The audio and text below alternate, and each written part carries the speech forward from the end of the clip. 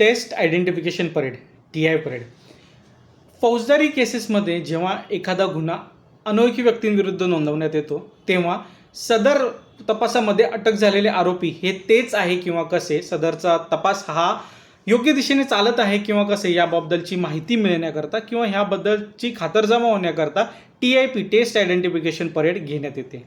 TIP होत असताना आयोने investigation ऑफिसरने तिथे हजर राहू नये. त्यानंतर TIP लवकरात लवकर घेणे अपेक्षित आहे.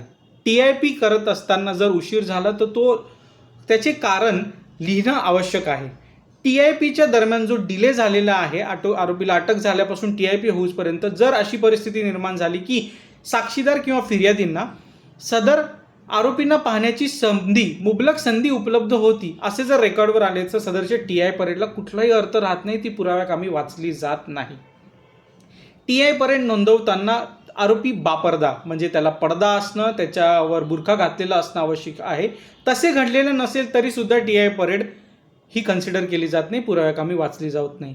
तसेच आरोपींचे फोटो, चलचित्र, व्हिडिओग्राफ सोशल मीडिया किंवा इतर माध्यमांवर, प्रसार माध्यमांवर येता कामा नये याची काळजी घेण्याचं काम देखील इन्व्हेस्टिगेशन ऑफिसरचं आहे.